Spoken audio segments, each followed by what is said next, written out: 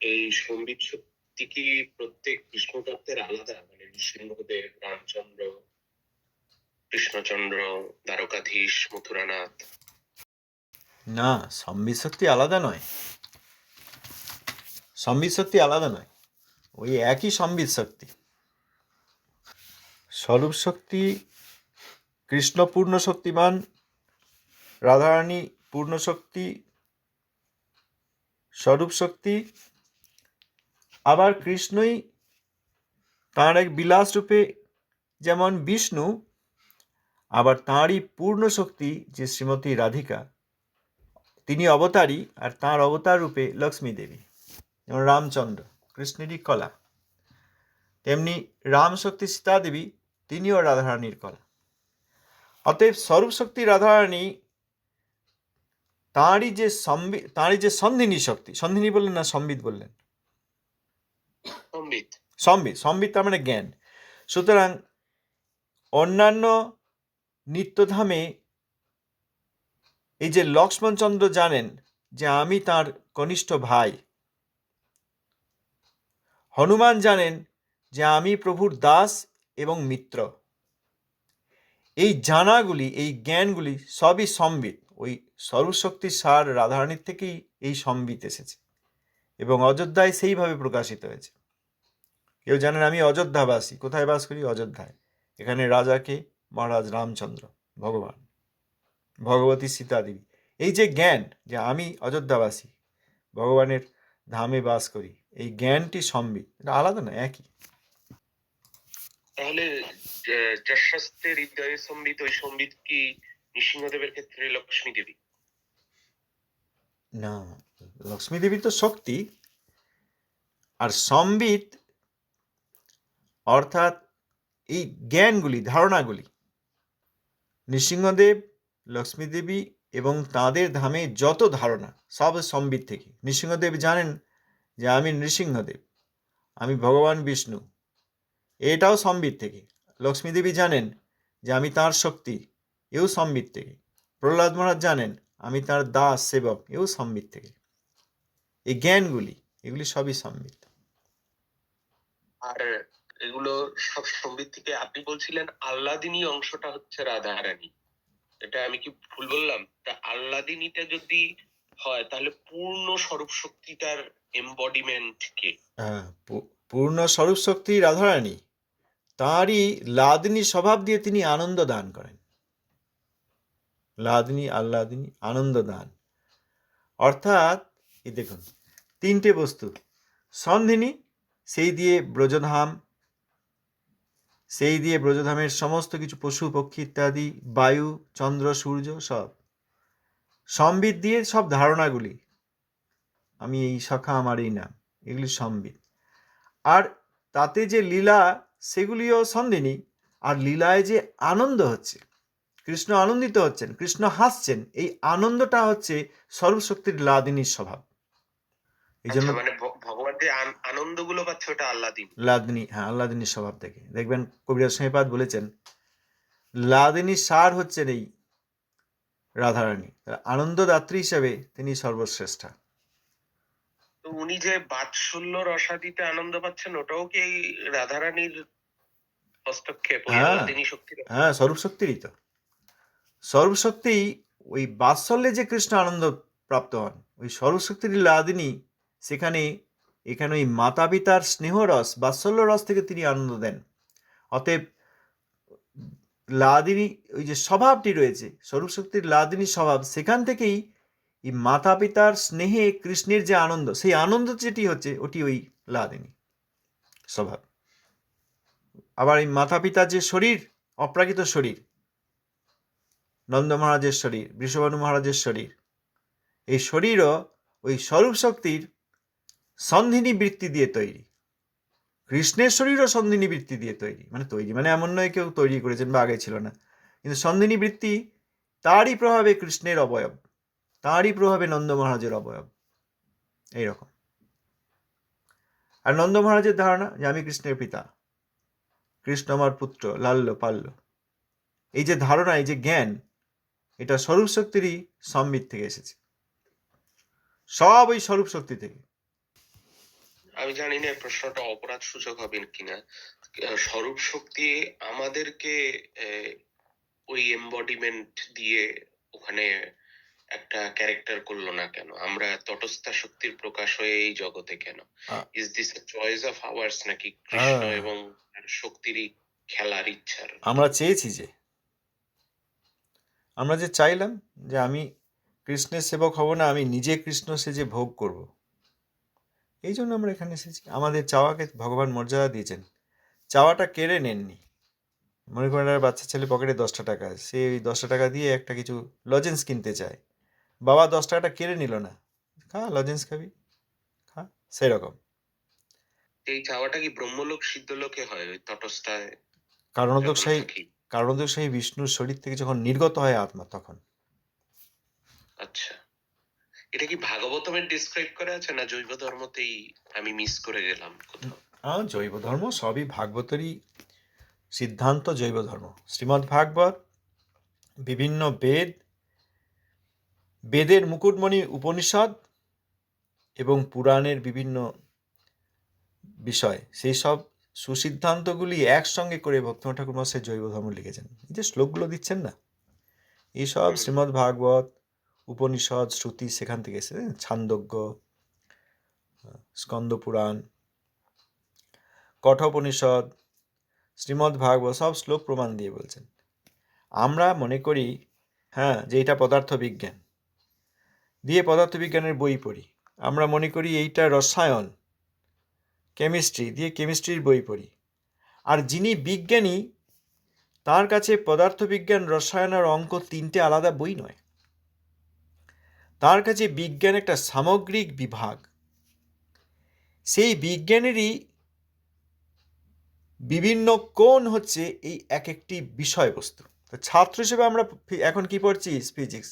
এটা কিসের প্রশ্ন? ফিজিক্সের, পদার্থবিজ্ঞানের। কিন্তু বড় বিজ্ঞানী, তার কাছে আর ওই কোনটা পদার্থবিজ্ঞান, কোনটা রসায়ন, কোনটা গণিত, কিভাবে বিভাগ করা হয়েছে, সেই বিভাগটা তিনি করতে পারেন।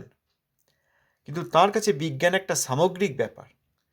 সেরকম ভক্তিবিনোদ ঠাকুর, গৌরকিশোর দাস বাজি মহারাজ, প্রভুপাদ ছিল, সরস্বতী গোস্বামী ঠাকুর, এনারা যে নিত্যসিদ্ধ পার্ষদ, এনাদের কাছে ভগবান, ভগবানের শক্তি, ভগবানের সেবক এবং ভক্তি, এইগুলো সব সামগ্রিক ব্যাপার। সেইখান থেকেই তারা এই বিশ্লেষণ করে আমাদের জন্য, ওই বড় বিজ্ঞানী, তিনি পদার্থবিজ্ঞানের বইও লিখতে পারেন, আবার পদার্থেরই তার ভিতরে যে রসায়ন, সে বইও লিখতে পারেন। দুটি মৌলের মধ্যে বা যৌগের, বিভিন্ন যৌগের মধ্যে যে ক্রিয়া বিক্রিয়া হতে পারে, সেই রসায়নের ঘটনা তিনি লিখতে পারেন। আবার সেই এলিমেন্ট, তাদের ভিতরে যে নিউক্লিয়াস আছে, ইলেকট্রন আছে, সেসবের বিজ্ঞানও লিখতে পারেন। তার কাছে সবই বিজ্ঞান। কিন্তু আমাদের কাছে বিভাগ করার জন্য তিনি বলছেন এইটা পদার্থের রসের সম্বন্ধে, রসায়ন সম্বন্ধে আমি লিখলাম, অতএব এইটি কেমিস্ট্রি বুক, রসায়নের বই। আর এইখানে আমি পদার্থের পদার্থবিদ্যা বা ফিজিক্স থেকে আমি লিখলাম, এটা ফিজিক্সের বই। ব্যাসদেব তো তাই করেছেন। ব্যাসদেব যে বেদ বিভাগ করেছেন বলে তার নাম ব্যাস। ব্যাস মানে বিভাগ। বেদকে বিভাগ করেছেন বলে ব্যাস। যদি বিভাগ না করতেন, আমরা বুঝতে পারতাম না। ক্যাটেগরাইজেশন একটা বড় জিনিস। দেখেন না, কাজকর্ম করতে গেলেও, ভালো প্রোডাক্ট ইঞ্জিনিয়ার বা কোনো কিছু কাজকর্ম করতে গেলে তারা বিভাগ করেন যে কোনখানে কোন বস্তুটা দেবো, বিভাগ করে বাকি যে টিম তাদেরকে বুঝিয়ে দেন যে এইরকম আমার প্রোডাক্ট হবে। বিভাগ যিনি করতে পারেন, তিনি একজন বিশেষ বিদ্বান ব্যক্তি। ব্যাসদেব তিনি বেদকে বিভাগ করেছেন। এখানে ছিল ভক্তিনাথ ঠাকুর মহাশয়, তিনি নিত্যসিদ্ধ পার্ষদ, তিনি ব্রজের ব্রজদেবী, তিনি নিত্য নবদ্বীপের শ্রী ভক্তি বিনোদ। বদ্ধ জীব, মূর্খ জনগণকে মঙ্গল করার জন্য এই সব বস্তুকে বিভাগিত করে বুঝিয়ে দিয়েছেন। নইলে এই যে জৈব ধর্মের যেসব বিভিন্ন অধ্যায় করেছেন, অধ্যায় মানে কি, যে ব্যাখ্যা করছেন তিনি ভক্তি, যাতে আমরা সেটা প্রাপ্ত হই। ভক্তিরই বিভিন্ন অ্যাঙ্গেল থেকে তাকে দেখিয়ে, কোণ থেকে দেখিয়ে, বিভিন্ন দৃষ্টিভঙ্গি থেকে, বিভিন্ন বিভাগ থেকে দেখিয়ে তিনি এই অধ্যায়গুলি রচনা করেছেন। তার মধ্যে আবার পরিচ্ছেদ রয়েছে, প্যারাগ্রাফ রয়েছে, বিভিন্ন প্রশ্ন রয়েছে, তার উত্তর রয়েছে। সাদা আলো, আর উদাহরণ দেয়, সাদা আলো দেখলে সাদা আলো, আর কিছু বোঝা যায় না। কিন্তু প্রিজমের ভেতর দিয়ে পাঠালে সেইখানেই বেগুনি, ভিপজিওর, বেগুনি, নীল, আকাশ নীল, সবুজ, হলুদ, কমলা, লাল, 7টা রঙকে বিভাগ করে দিচ্ছেন। তাহলে প্রিজমের ক্ষমতা আছে। আর প্রিজম না থাকলে আমরা দেখবো সবই সাদা আলো, আমরা আর বুঝতে পারবো না। এর মধ্যে যে 7টা রং মিশে আছে, 7টা রঙের যে 7টা ধরনের কম্পাঙ্ক রয়েছে, এগুলো আমরা বুঝতে পারতাম না।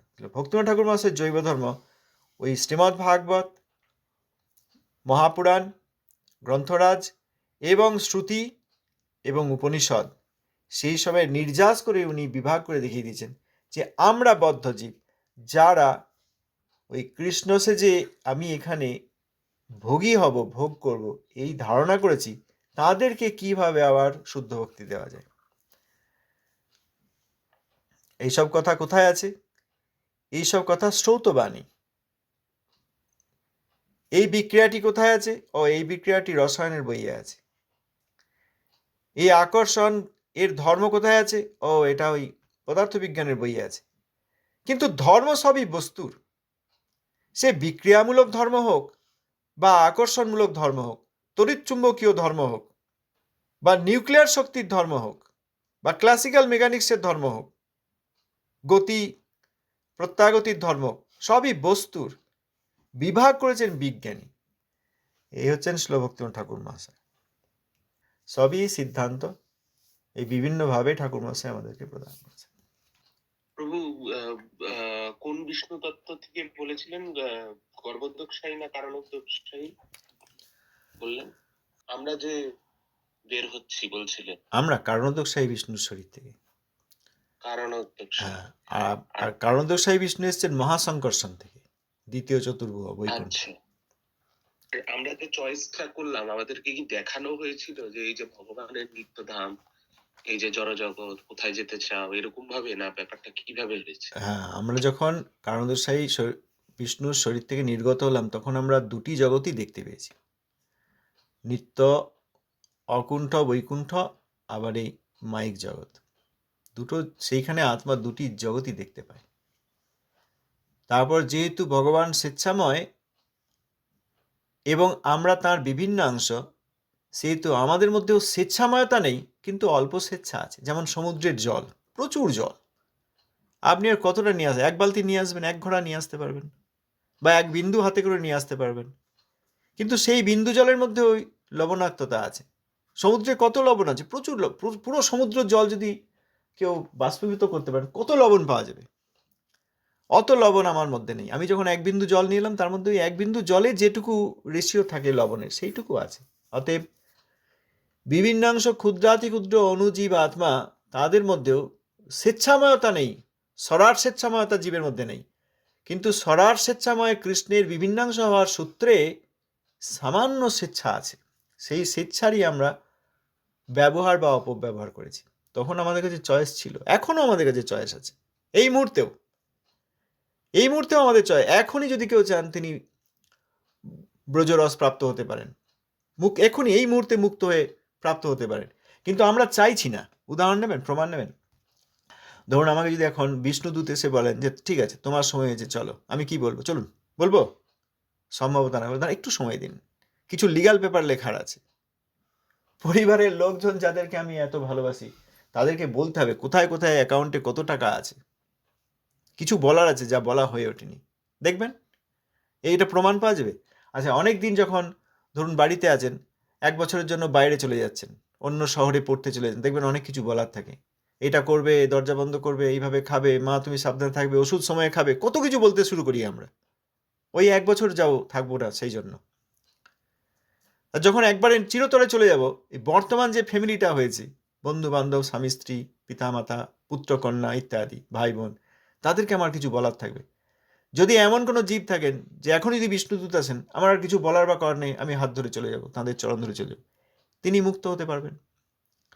এখনও সুযোগ আছে। মানে ওই কারণোদ্যোগশাহী বিষ্ণুর শরীর থেকে নির্গত হয়ে আমরা দুটি জগৎ দেখেছিলাম কিনা, আমাদেরকে সুযোগ দেওয়া হয়েছিল কিনা, আমাদের প্রতি অন্যায় করা হয়েছে কিনা, পক্ষপাতিত্ব করা হয়েছে কিনা, আমাদের ভুলটা সংশোধনের সুযোগ দেওয়া হয়েছে কিনা, ভাবতেই হবে না। এখনও রয়েছে সুযোগ, কিন্তু আমরা নিচ্ছি নিচ্ছি না। কত লোক তারা প্রাকৃত জগতে ভোগ সুখে মত্ত রয়েছে, কত লোক এই সখী গোপী এই শব্দগুলোকে মাটিতে নামিয়ে আনার চেষ্টা করে সহজিয়া হচ্ছে না? কত লোকের সামনে মহামন্ত্র এবং নামাপরাধ সম্পূর্ণরূপে ব্যাখ্যা করেছে, তারা নিজেরাই ব্যাখ্যা করছেন, কিন্তু নিজেরাই বৈষ্ণব অপরাধে ডুবে রয়েছেন। তা সুযোগ রয়েছে আমাদের কাছে, কিন্তু নেব না বলে আমরা স্থির করে নিয়েছি। কি বলেন প্রভুজি? বলতে পারলাম? দোষ দেওয়া যাবে না। জগদীশ্বরকে আমরা কোনোভাবেই অভিযোগ করতে পারবো না। অভিযোগ যতদিন আমরা জগদীশকে, আপনি করছেন তা বলছি না, জগতের লোক করছে তাই বললাম, প্রসঙ্গ আছে তাই বলছি। জগতের লোক যতদিন ওই অভিযোগ করবে ততদিন মঙ্গল হবে না। যখন সব অভিযোগ নিজের দিকে করবে তখন মুক্তি শুরু হবে। সব আমার দোষ, ভাই আমার প্রতি অন্যায় করেনি, শিক্ষক মহাশয় আমার প্রতি অন্যায় করেনি, মা আমার প্রতি অন্যায় করেনি, আমার ভাগ্য আমার প্রতি অন্যায় করেনি, কেউ কিচ্ছু করেনি, সব আমার নিজের দোষ। আমার কর্মফল আমাকে ভোগ করতে হয়েছে। ভালোই হচ্ছে, ভগবান কৃপাপূর্বক কর্মফল দিয়ে আমাকে শোধন করে নিচ্ছেন। এইটি যিনি ভাবতে পারবেন তার মুক্তির যাত্রা শুরু হবে। আর যতক্ষণ আমাদের মধ্যে এই ধরনের অভিযোগমূলক প্রশ্ন থাকবে ততক্ষণ আমরা এগোতে পারবো না। এটা জগতের লোক করছে, দেখছি না? বলুন, আর কি বলবেন? প্রভু, আপনি যে বললেন যে আমাদেরকে দুটোই দেখানো হয়েছে, এরপর আমরা চয়েস করেছি হচ্ছে জড়জগৎকে। তো যারা নিত্যসিদ্ধ পার্ষদ, তারা কি মানে they make the right choice, that's why they are নিত্যসিদ্ধ? যারা নিত্যসিদ্ধ পার্ষদ তাদের অনেক বিভাগ আছে। তারা কারণদোষাই বিষ্ণুর অংশাংশ নন। এই যে ব্রজে মূল সংকর্ষণ বলরাম, তারপর তাঁরই চতুর্বুহ মথুরায় 2 বুহ বাসুদেব সংকর্ষণ, আর দ্বারকায় ওই বাসুদেব সংকর্ষণের সঙ্গে প্রদ্যুম্ন অনিরুদ্ধ। এই বাসুদেব সংকর্ষণ প্রদ্যুম্ন অনিরুদ্ধ মথুরা দ্বারকায়, এইটি হচ্ছে প্রথম চতুর্বুহ। কার থেকে এলেন? মূল সংকর্ষণ ব্রজের গোপবেশ গোপভাব বলরাম। আবার দ্বিতীয় চতুর্ভুজ হচ্ছে বৈকুণ্ঠে বাসুদেব সংকর্ষণ প্রদ্যুম্ন অনিরুদ্ধ, শঙ্খচক্র গদা পদ্ম 4 হাত। সেইখানে যিনি সংকর্ষণ তিনি আবার মহাসংকর্ষণ, কারণ তার থেকে কারণোদকশায়ী এবং কারণোদকশায়ী থেকে গর্ভোদকশায়ী এবং ক্ষীরোদশায়ী এসছেন, দ্বিতীয় এবং তৃতীয় পুরুষ অবতার। আমরা কারণোদকশায়ী বিষ্ণুর অংশাংশ। বৈকুণ্ঠে যারা বাস করেন তারা সকলেই ওই মহাসংকর্ষণ, দ্বিতীয় চতুর্ভুজের যে সংকর্ষণ তার অংশাংশ। অযোধ্যায় যারা বাস করেন তারা সকলেই ওই বাসুদেব সংকর্ষণ প্রদ্যুম্ন অনিরুদ্ধ, তাদের যে সংকর্ষণ লক্ষণ, সেই লক্ষণচন্দ্র থেকে এসছেন।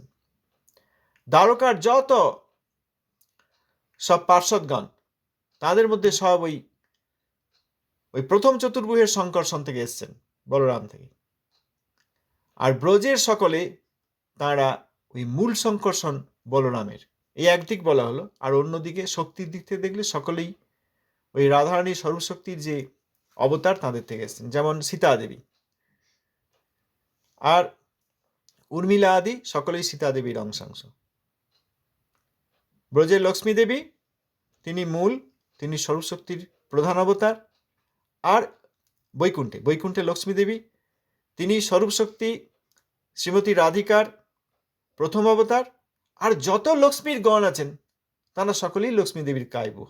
একদিকে যেমন সংকর্ষণের অংশ হলেন দাস্যসক্ষ অর্ধসক্ষ, আর ব্রজে শান্ত দাস্য সক্ষ বাৎসল্য পর্যন্ত, আর যেখানে যেখানে মধুরের ক্রিয়া রয়েছে সেখানে স্বরূপশক্তির অবতার। আর ব্রজে অবতারই স্বরূপশক্তি রাধারানী। যদি বলেন যারা নিত্যসিদ্ধ ভগবৎ পার্ষদ, যেমন সুবল তিনি মূল সংকর্ষণ বলরামের কায়বুহ।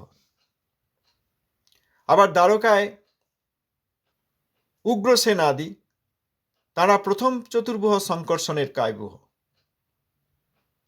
এইভাবে আবার ব্রজে যে ব্রজদেবীগণ, এখানে যেমন পড়লাম আজকে আমরা শ্রীমতী রাধিকার কায়বুহ, তারা কেউ এই কারণদোষায়ী বিষ্ণুর অংশাংশ নন।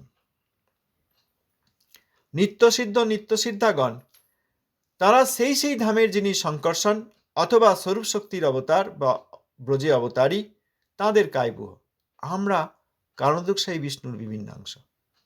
কারণোৎসাহীর অংশ থেকে কায়বুজ্য হওয়ার ট্রান্সফরমেশনটা কিভাবে হয়? বিরাট ব্যাপার। ওইটা বলতে গিয়ে আমি থেমে গেলাম যে দেখি প্রভু কি প্রশ্ন করে, আর আপনি সেই প্রশ্নটাই করেছেন। কারণ তো সেই বিষ্ণুর বিভিন্নাংশ, আর তাঁরা কায়বু, আকাশ পাতাল পার্থক্য কি করে পেতে পারি? তো দেখুন, এইটাকেই বলা হয় ভজন। প্রথমে সাধন, তারপর ভজন। সাধনের দ্বারা অপরাধ এবং অনর্থ থেকে মুক্তি, এবং মুক্ত হতে হতে ওই সম্বন্ধ জ্ঞান পেতে পেতে ভজন শুরু। ভজন শুরু হলে তখন এই কারণদর্শায়ী বিষ্ণুর বিভিন্নাংশ ক্ষুদ্র জীব, আমরা অনুচ্যুত জীব, আমরাও এই কায়বুহত্ব লাভ করতে পারি। অনেক বড় কথা এইটা। তো নিত্যসিদ্ধ পার্শ্বদের সঙ্গে সম্বন্ধ যাদের হয়েছে তারা ছাড়া কেউ এই জগতে বুঝতে পারবেন না। ও বলতে পারবে না যে আমি এরকম দ্বারকায় বাস করি বা বৃন্দাবনে বাস করি বা এত বড় মহাত্মার শিষ্য, ও কেউ বলতে পারবেন না।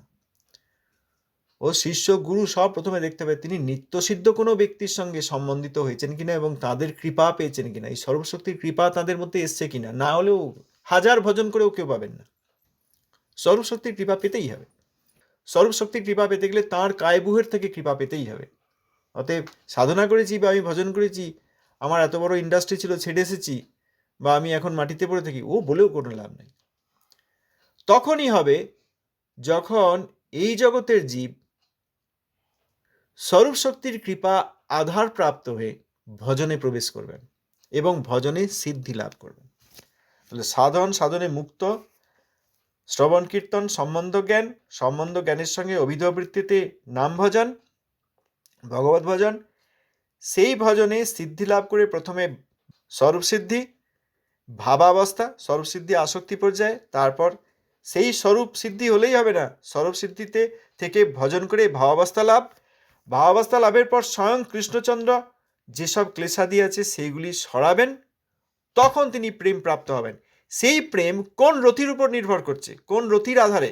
সক্ষরস দ্বারকায়, মথুরায়, অযোধ্যায়, বৈকুণ্ঠে, দাস্যরস বা সক্ষরস, বাৎসল্যরস বৃন্দাবনে, অথবা মধুর রস। কোন মধুর রতির উপর তিনি ভজন করছেন এবং সেই ভজনে তিনি সিদ্ধি লাভ করে ভাবাবস্থা থেকে কৃষ্ণের কৃপায় প্রেম অবস্থা পেলেন কিনা, তখন ওই